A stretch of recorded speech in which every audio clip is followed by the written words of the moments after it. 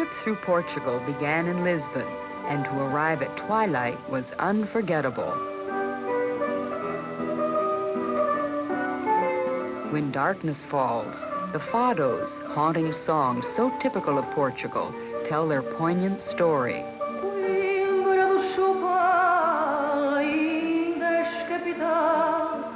Do amor em Portugal ainda. Coimbra onde uma vez com lágrimas se fez a história dessa Inês tão linda. Coimbra das canções tão meiga que nos pões os nossos corações a nu. Dos doutores, para nós os teus cantores, a fonte dos amores és tu. The morning light revealed one of the world's most beautiful cities, spreading gracefully over a series of hills that dip down to the Tagus River. Lisbon's romance and history of yesterday are reflected in the ancient Tower of Belém, the church and monastery of Jeronimus, and the impressive Discoverer's Monument, dedicated to Prince Henry the Navigator, who brought about some of the world's greatest explorations. Among the important landmarks devoted to Portugal's past, we found Black Horse Square a splendid setting for the parades of the present.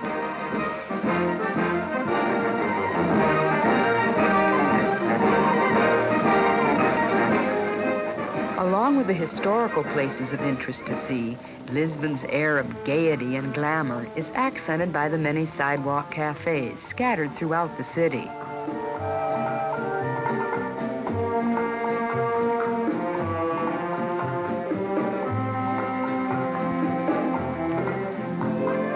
Although Lisbon is a large cosmopolitan city with a population of 1 million, the charm and graciousness of its people give it all the warmth and friendliness of a small town.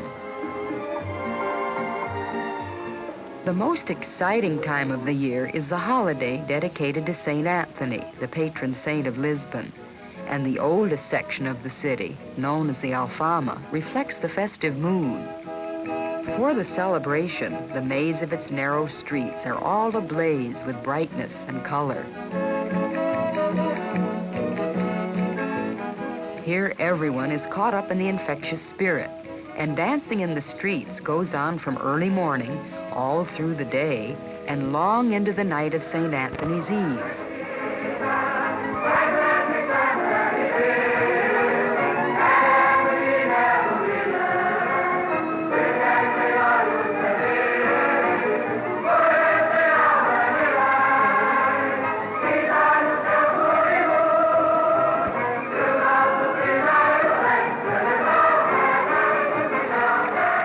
Day is St. Anthony's Day, and since he's also known as the marrying saint, what an appropriate time for a wedding. Here comes the bride, and another, and another. The grand total in this wedding is 61 brides in all. The annual wedding is a gift from the city, with the brides being given their gowns and trousseaux. Also, local businessmen for this occasion provide each bride with her own chauffeur-driven limousine. The couples must have known each other for more than a year and have applied last St. Anthony's Day in order to be married this year.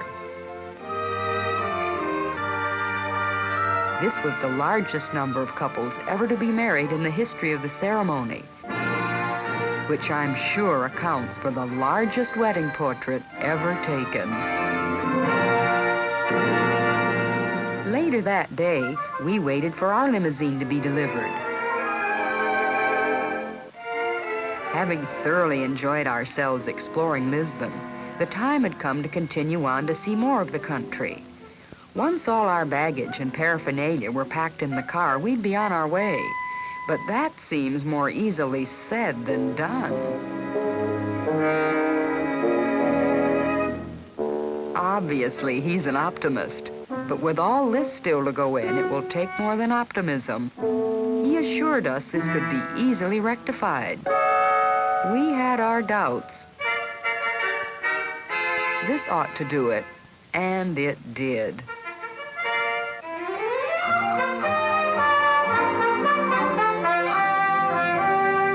We drove out of town to what could be called the Riviera of Portugal.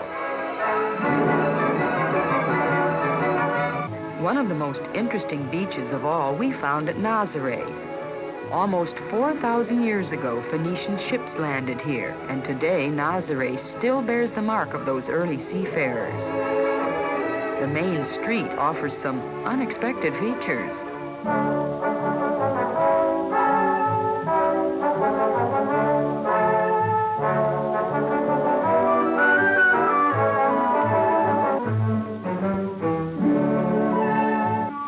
Here, even the women's routine chore of putting the fish out to dry creates a tapestry of color and design.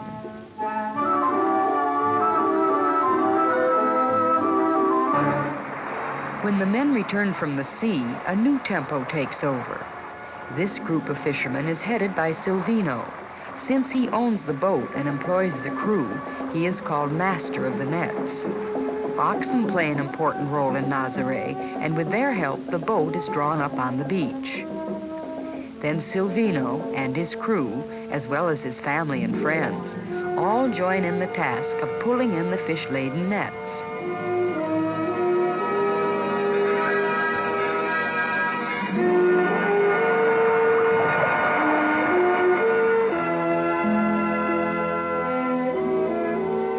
With the work completed, Silvino takes a few moments to relax with his family.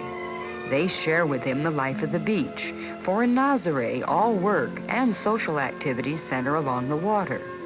Their clothing is most unusual, one reason being they have no pockets.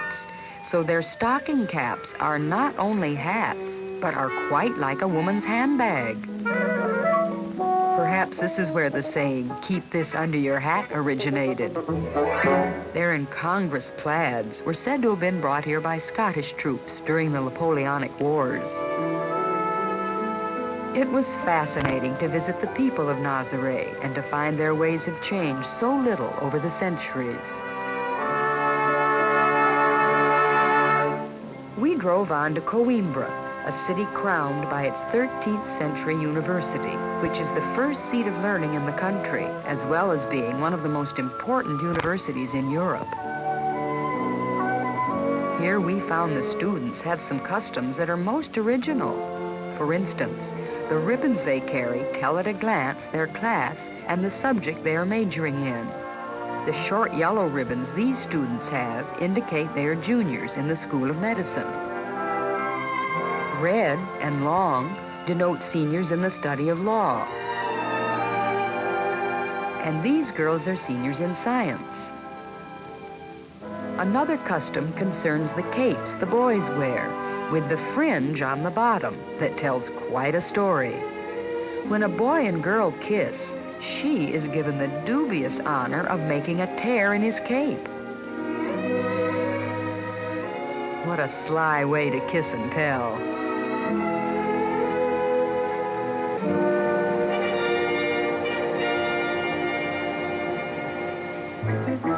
Football's a popular sport, only here the opposing team is a bull.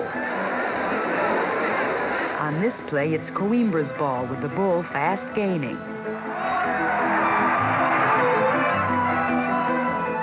Every spring, this amazing football game takes place, along with one of the most extraordinary sports of all.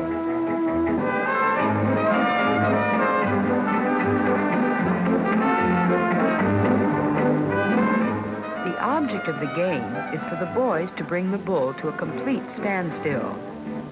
They are rarely hurt, as the lead boy knows just how to land between the horns.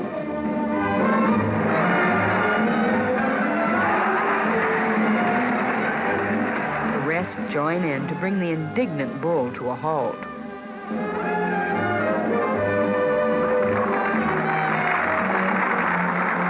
The next event was billed as the Twist of the Ballerinas, or as the program said, Bottoms up.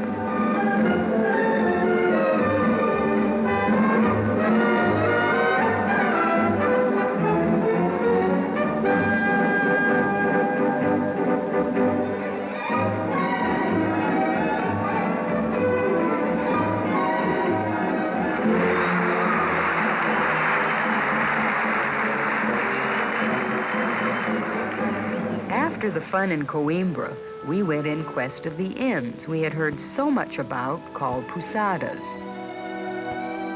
And cradled within the medieval town of Óbidos, we discovered the inn to be, of all things, a castle.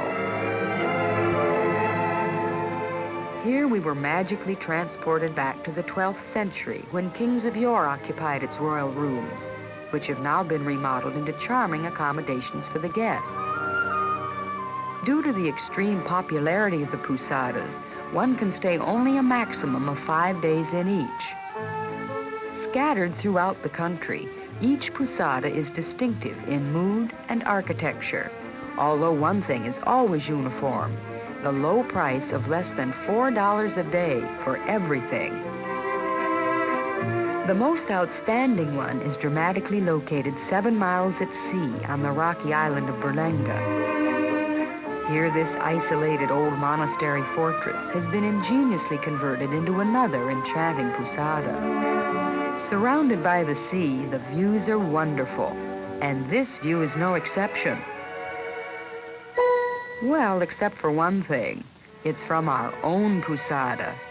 The vast stretches of deserted beach provided a perfect place for setting up what we called our portable Pousada, complete with icebox, stove, closets, beds, everything needed for light housekeeping. The camper added another enjoyable as well as most convenient feature to our trip through Portugal. With over 500 miles of coast, this small country has some of the most beautiful beaches to be found in all of Europe.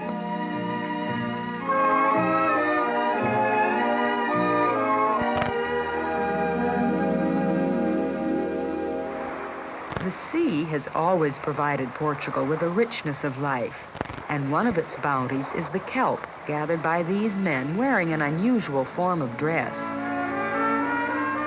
As the early Romans were here for many centuries, this could account for the Romanesque tunics still being worn today.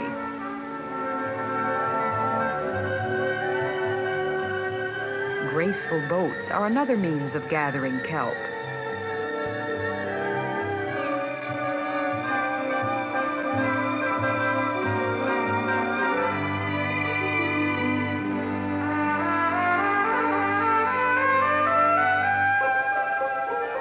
On both the prow and the stern, there are gay decorations depicting scenes from everyday life, making them what could be called floating galleries of folk art. Color and drama accompany the sardine fishermen's activities as they set forth to take their share from the sea.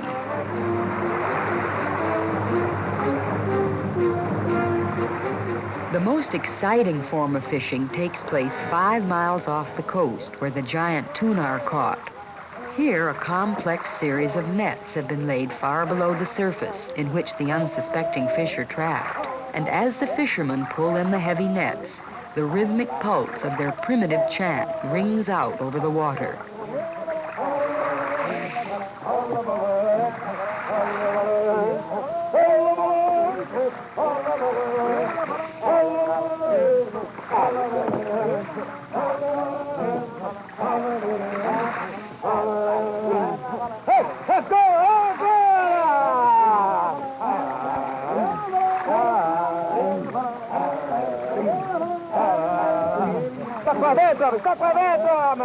The men pull the nets for over an hour, which draws their boats closer together, and at the same time brings the captured tuna near the surface.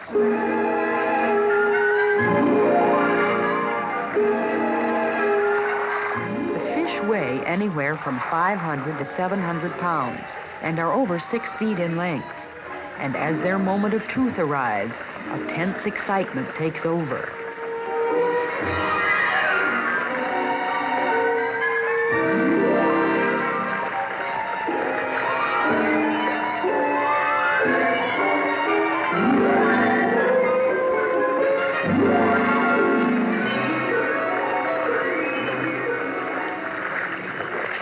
most spectacular part is when the men get right into the water to combat the fish by hand. These silver giants of the sea fight furiously and have been known to break a man's back or even kill him with a single blow from the tail. So the men are risking their lives in this battle of the deep.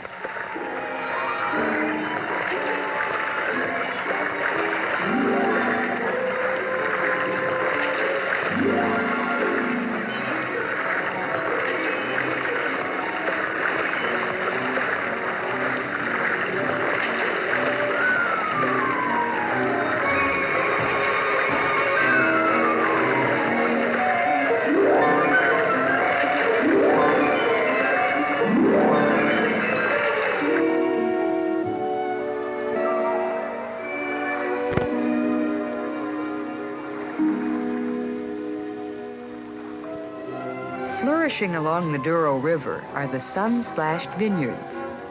This is the only region that yields the special grapes used in producing port wine, so famous to Portugal. Following the river, we came to Porto. This is the second largest, as well as the oldest city of the country, and is most renowned for being the home of port wine. Not only did Porto give the wine its name, but also the entire country is named after this lively metropolis.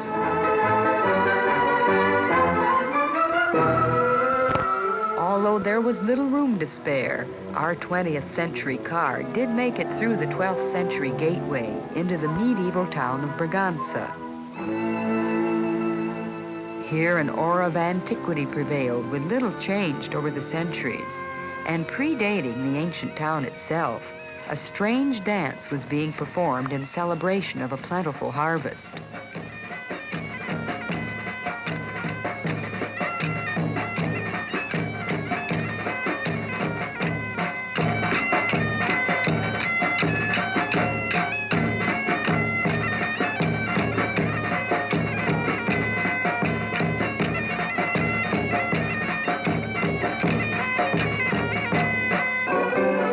Another dance for another occasion.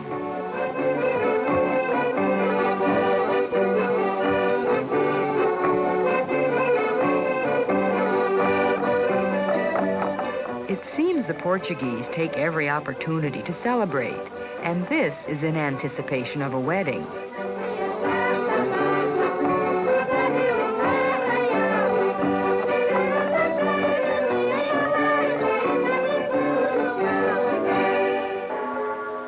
We were invited to attend the traditional ceremony that united this young couple, but were surprised to find one very untraditional note.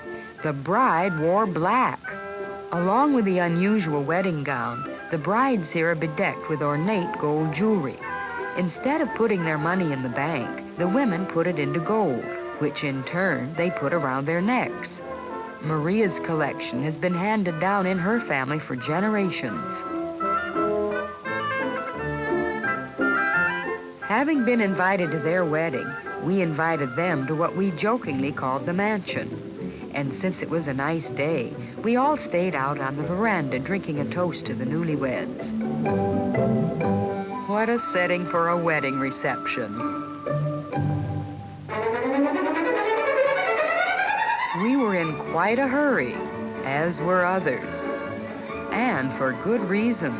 Close behind, the Campinos, who were the cowboys of the country, were galloping into the town of Santarém for their annual fair.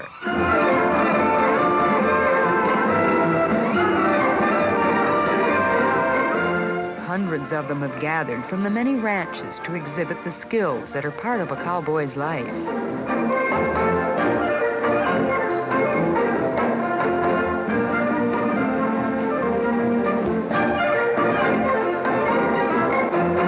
Awards are given to the Campinos who excel in the various contests. So the ranchers have sent their very best men. After the fair, this Campino is welcomed home by José Rodriguez, owner of one of the largest ranches. Here in this vast plain area, he specializes in raising not only horses, but fine fighting bulls as well. José is also a cavaleiro, the name given to the men of Portugal who fight the bulls for magnificently trained horses. These free moments with his wife and children are a happy treat for all of them. Being a leading cavaleiro, much of his time is spent away from home, appearing not only in the bull rings of Portugal, but also those of Spain and Brazil. Little Lisbeth often accompanies her father to see the bulls, which fascinate her. José explains, though, that they aren't like her gentle donkey, and she must never get close to them, but keep a good distance away.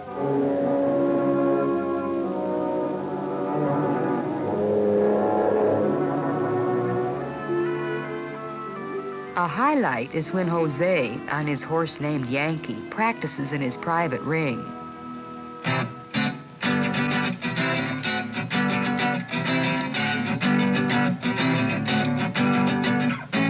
It takes great skill and dedicated work to train a horse in the artistic style of the Portuguese bullfight. During the season, José practices 5 hours a day with Yankee, carefully putting him through his turns and paces. A vital part of the training is getting the horse accustomed to a bull, as they're afraid of them. José now practices making passes by touching the young bull's neck with a blunt pole. This sport originated when man fought war from horseback, and in order to keep himself and his steed in top form for combat, he trained in this manner.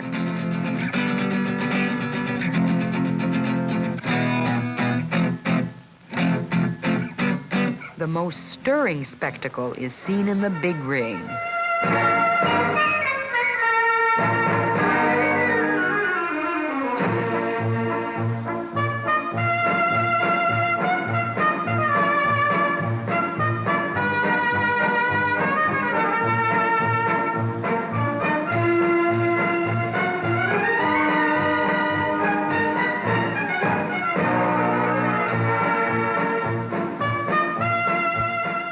Escorted by this procession of pomp and pageantry, the cavalieros step from their royal coach to greet the presiding officials and enthusiastic audience.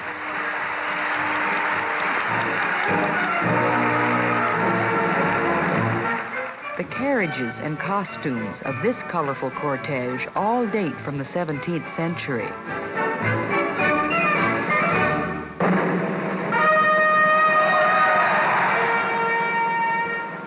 The Portuguese bullfight is different from others, as it's against the law to kill the bull. Also, his horns are covered with a heavy leather padding, which in turn protects the horse. The cavaleiro must place small darts on the insensitive part of the bull's neck, and at the same time keep his horse clear of the charging beast.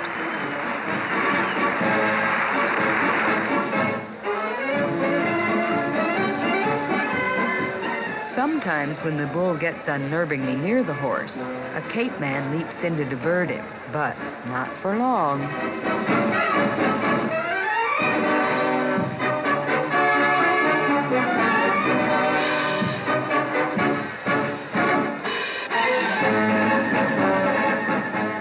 After the final pass of the afternoon, cows lead the furious bull docilely out of the ring, with nothing hurt but his ego.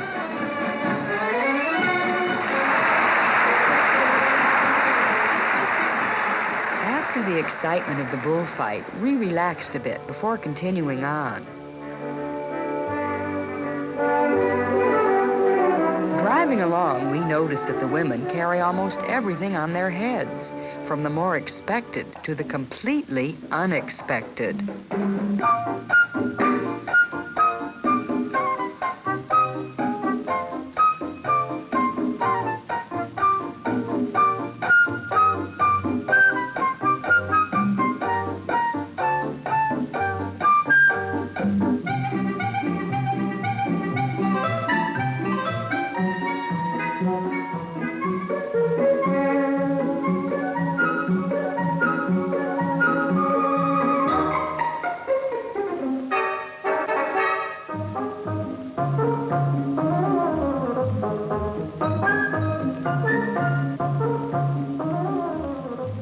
most remarkable sight of all was this.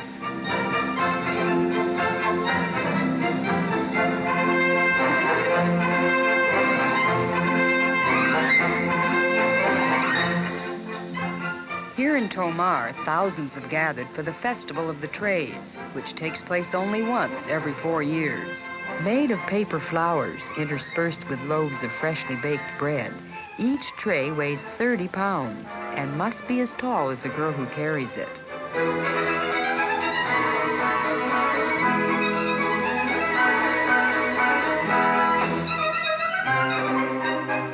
This procession originated in pagan times, for when the Romans were here 2,000 years ago, it was already a custom.